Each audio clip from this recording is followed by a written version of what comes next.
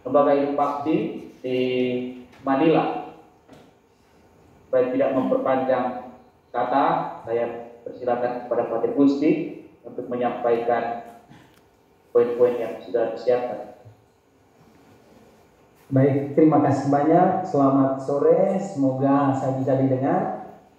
Bisa Pak. Baik, saya bagikan PowerPoint sebentar.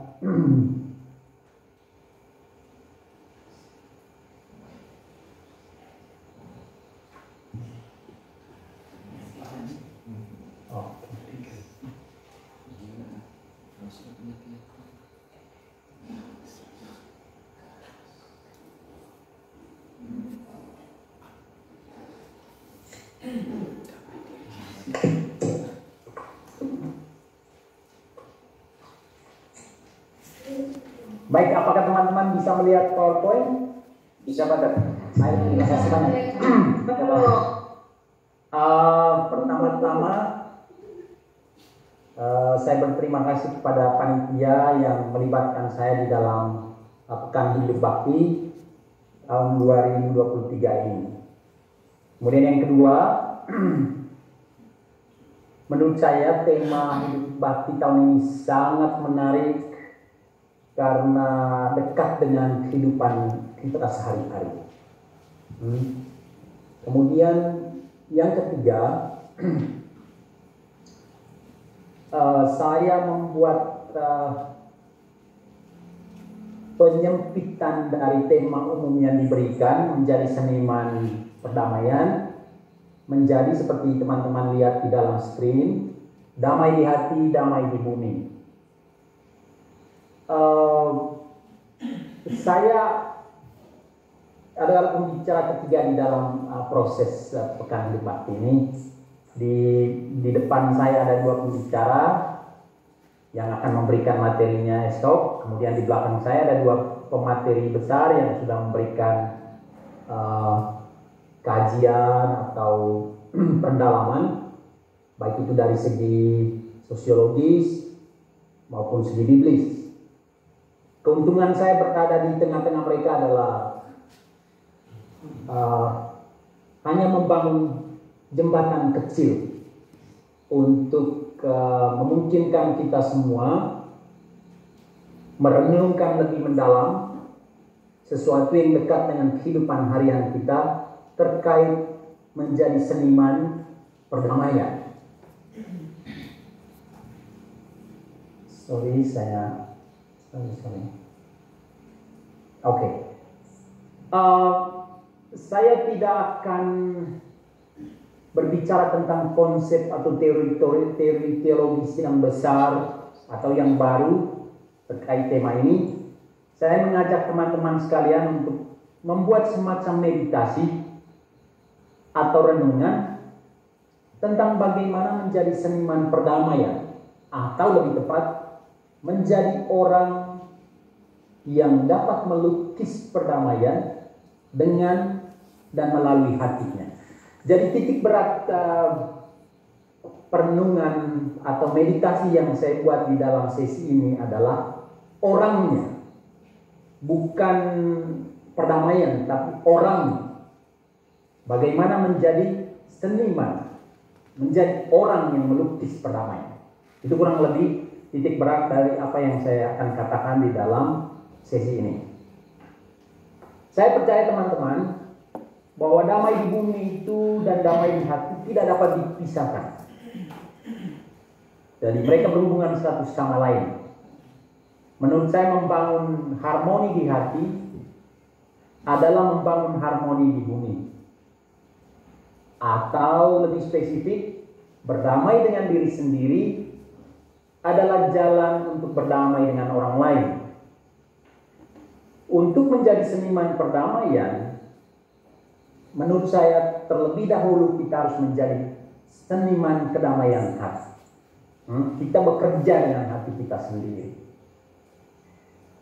Harmoni atau damai perdamaian dunia dimulai dari harmoni hati. Hati yang damai membangun dunia yang tentram. Saya sangat yakin. Jadi saya tidak bisa memisahkan antara damai di hati dan damai di bumi. Karena hati yang damai menurut saya membangun dunia yang tentram. Kalau demikian, pertanyaannya akan menjadi begini. Bagaimana menciptakan hati yang damai supaya kita dapat membangun dunia yang tentram? Itu kurang lebih pertanyaan. Sekali lagi, bagaimana menciptakan hati yang damai supaya kita dapat membangun dunia yang tentram? Pater Valen sudah menjelaskan setidaknya dua kata, satu dari perjanjian lama kemudian satu dari perjanjian baru, yang terkait dengan damai atau perdamaian atau kedamaian. Kata Salom di dalam perjanjian lama, juga berarti keutuhan sebetulnya. Jadi tidak hanya damai, tapi hidup yang utuh. Meskipun kata ini digunakan di dalam konteks yang berbeda-beda, satu hal yang pokok adalah dia menggarisbawahi tentang hubungan timbal balik. Hubungan timbal balik paling kurang antara 4 elemen. Hubungan dengan Tuhan, hubungan dengan diri sendiri, hubungan dengan orang lain, dan hubungan dengan alam. Jadi ketika kata Salom ini digunakan, biasanya terkait hubungan timbal balik saya dengan Tuhan, saya dengan diri saya sendiri, saya dengan orang lain, dan saya dengan lingkungan di mana saya hidup. Ketika kata Salom ini digunakan di dalam pergaulan harian, di dalam konteks hidup sehari-hari, di dalam konteks hubungan timbal balik tadi, maka yang diharapkan sebenarnya adalah bahwa hubungan itu menjadi satu relasi yang utuh, yang membuat hidup kita menjadi lebih seimbang. Jadi kata kuncinya adalah ketika damai itu diucapkan untuk menyalami seseorang dan lain sebagainya, yang diharapkan adalah dengan mengucapkan kata itu, hidup itu menjadi lebih utuh dan lebih seimbang. Selain itu di dalam perjanjian baru, seperti kata Pater Valens tadi, ada kata eirene, juga menggarisbawahi tentang keadaan kedekatan atau kesatuan, setidaknya dengan 4 elemen ini. Kesatuan dengan Tuhan, kesatuan dengan diri sendiri, kesatuan dengan orang lain, dan kesatuan dengan lingkungan atau alam semesta. Dengan kata lain teman-teman, damai atau harmoni adalah hidup yang utuh. Pertanyaan saya, bagaimana kita bisa menjelaskan tentang hidup yang utuh? Kalau perdamaian atau kedamaian, damai, shalom, eire, itu berhubungan dengan hidup yang utuh, hidup yang seimbang. Pertanyaannya, bagaimana kita menjelaskan tentang hidup yang utuh, hidup yang seimbang? Menurut saya, hidup manusia itu adalah sebuah perjalanan. Menurut saya hidup manusia itu adalah perjalanan. Seperti yang teman-teman lihat di dalam di screen ini, di layar, perjalanan itu memiliki kurang lebih 4 arah. Atau kalau kalian mau menggunakan istilah yang sekarang lagi booming, hidup itu adalah sebuah sinode, perjalanan bersama, sebuah ziarah bersama, dengan 4 tujuan pokok. Yang pertama, gerakan ke atas. Di dalam bahasa Inggris itu disebut upwardness. Gerakan ke atas itu adalah perjalanan batin manusia menuju Tuhan, kepada Tuhan. Kemudian hidup sebagai sebuah perjalanan ke dalam diri kita sendiri, inwardness, gerakan ke dalam kepada diri kita sendiri. Selain itu, hidup manusia juga adalah sebuah perjalanan menuju kepada orang lain. Gerakan keluar kepada orang lain, atau kita sebut di dalam bahasa Inggris dengan outwardness. Dan yang terakhir, hidup adalah sebuah perjalanan ke bawah, downwardness. Gerakan ke bawah, yaitu kepada alam tempat di mana kita berpijak. Hidup yang utuh menurut saya adalah hidup yang ditopang atau hidup yang terus berziarah menuju 4 arah yang berbeda ini. Perjalanan kepada Tuhan, ke atas, ke dalam diri sendiri, keluar kepada orang lain, dan ke bawah, ke alam semesta, tempat di mana kita berpijak. Ini hidup yang utuh. Menurut saya perdamaian atau harmoni dibangun oleh 4 pokok ini, 4 pilar perjalanan hidup manusia ini. Mari kita lihat. Ini kurang lebih skema. Kalau kita menerjemahkan ini ke dalam dunia ilmu pengetahuan, gerakan batin manusia kepada Tuhan itu sebenarnya sesuatu yang dibahas oleh teologi. Upwardness itu bidang pembahasan dari teologi. Sedangkan gerakan batin manusia ke dalam dirinya sendiri itu dibahas oleh ilmu psikologi. Inwardness itu adalah perjalanan manusia ke dalam dirinya sendiri, banyak dibahas oleh ilmu psikologi. Kemudian perjalanan batin manusia keluar kepada orang lain sudah dijelaskan yang sangat baik kemarin oleh Romo Jerry. Outwardness itu dibahas oleh ilmu sosiologi. Sedangkan perjalanan ke bawah ke alam semesta, oke, maaf karena saya menyebut alam semesta di bawah, karena saya mengandaikan satu lingkungan di mana kita berpijak. Banyak dibahas oleh ilmu ekologi. Jadi apa yang saya katakan di dalam sesi ini nanti adalah terjemahan konkret dari perpaduan ilmu ini untuk memberikan penjelasan tentang kedamaian sebagai sebuah hidup yang utuh atau hidup yang seimbang. Oke. Mari kita lihat pertama upwardness, gerakan ke atas, yaitu kepada Tuhan. Tentu saja teman-teman sebagai teolog yang baik kalian akan, Romo, kalau Tuhan itu kan tidak di atas, dia sudah tinggal bersama kita. Itu betul. Izinkan saya mengatakan bahwa Tuhan ada di atas karena kitab suci juga mengatakan dia bertahta di tempat yang tinggi. Meskipun pada saat yang sama dia ada di antara kita di bumi. Upwardness adalah perjalanan batin manusia kepada Tuhan. Sebagai makhluk rohani, teman-teman, kecenderungan dasar hati manusia itu adalah mencari Tuhan. Oke. Dan gerakan semacam ini sebenarnya tidak bisa dibendung.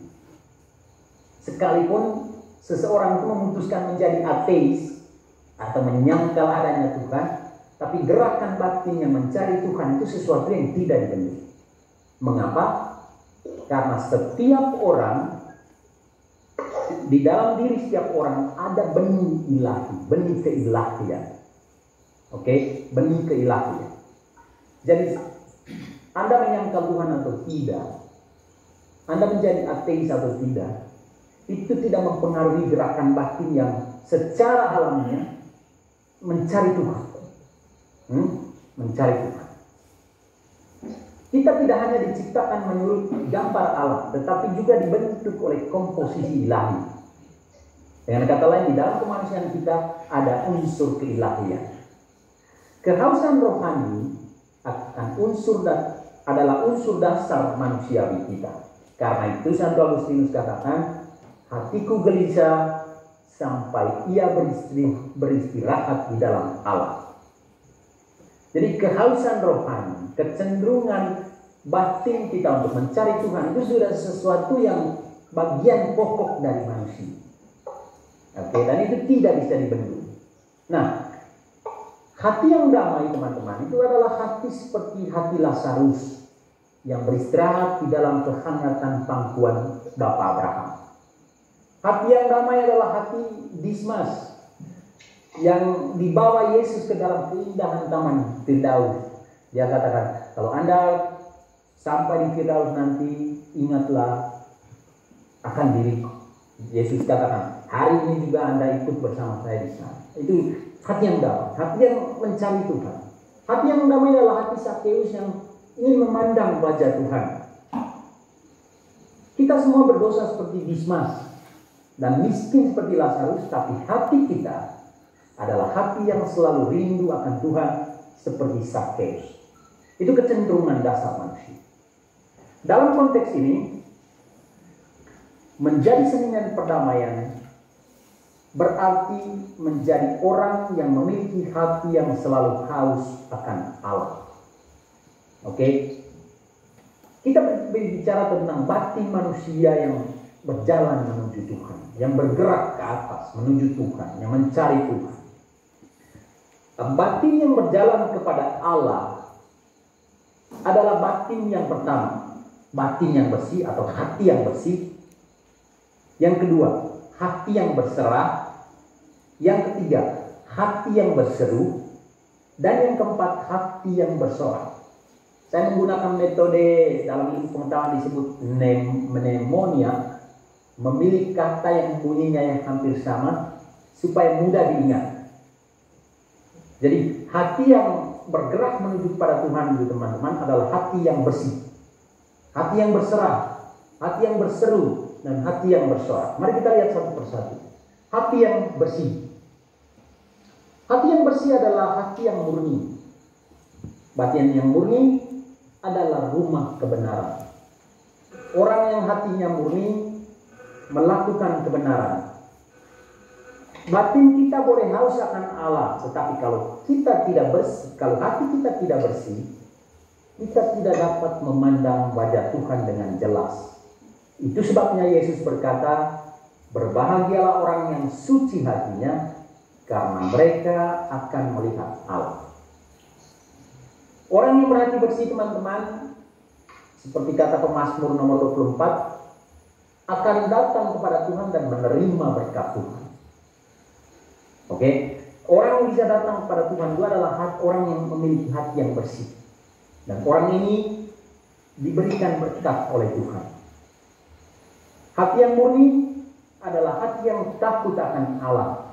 Hati yang tawadu, hati yang taat, hati penuh kasih dan hati yang setia. Hati yang murni tidak berarti kita tidak berdosa. Oke, jadi sudah tiba Barat. Hati yang murni tidak berarti maaf pada misi. Oke, sudah. Oke. Sekali lagi, teman-teman, hati yang murni itu tidak sama artinya dengan hati orang yang tidak berdosa. Kita boleh berdosa, tetapi hati kita bisa murni. Jadi jangan berkecil hati. Kalau kita mengatakan, saya pendosa, saya tidak mungkin memiliki hati yang murni. Itu tidak betul. Jadi hati murni tidak sama dengan hati orang yang tidak berdosa. Oke? Berikutnya, itulah hati yang bersih. Hati yang bersih adalah hati yang naik kepada Tuhan untuk mendapat berkat Tuhan. Dan orang bisa mengalami kedamaian itu kalau dia sampai kepada Tuhan dan menerima berkat Tuhan tersebut. Yang berikutnya adalah hati yang berserah. Apa ini hati yang berserah? Hati yang berserah adalah hati yang pasrah. Yesus sendiri memiliki hati yang berserah. Dia berdoa, Bapa, ke dalam tangan-Mu kuserahkan hidupku. Pasrah itu sebenarnya bukan keadaan batin yang pasif ya. Bukan keadaan batin yang pasif, tetapi keadaan hati yang mempercayakan segala sesuatunya kepada Tuhan. Itu yang disebut dengan berserah. Sikap berserah biasanya membebaskan kita dari rasa takut. Kalau kita berserah sungguh kepada Tuhan, rasa takut kita itu menjadi hilang. Dan kita berubah menjadi orang yang sangat berani. Berani dalam hal apa? Berani menerima kenyataan yang kita alami. Kalau kita berserah. Sampai pada tahap tertentu teman-teman, mungkin kita tidak bisa lagi berdoa. Dalam arti kita memohon ini, mengatakan ini, tapi kita hanya berserah. Dalam keadaan seperti itulah kedamaian batin itu benar-benar ditimbang. Oke? Sesungguhnya menurut saya, salah satu alasan terjadinya peperangan di dunia ini adalah ketakutan dan ketidakberanian menerima kenyataan. Oke? Orang yang penuh dengan ketakutan teman-teman, orang yang tidak memiliki rasa damai, rasa aman di dalam dirinya, dia akan mengangkat senjata dan merancang mekanisme pertahanan karena menurut dia orang lain itu adalah ancaman. Sebenarnya, mengapa ada konflik dan peperangan semacam ini? Oleh karena orang tidak memiliki rasa nyaman di dalam diri, rasa aman di dalam diri. Tidak mungkin menjadi seniman perdamaian kalau kita tidak memiliki rasa aman dalam diri kita sendiri. Kalau kita tidak memiliki batin yang tenang.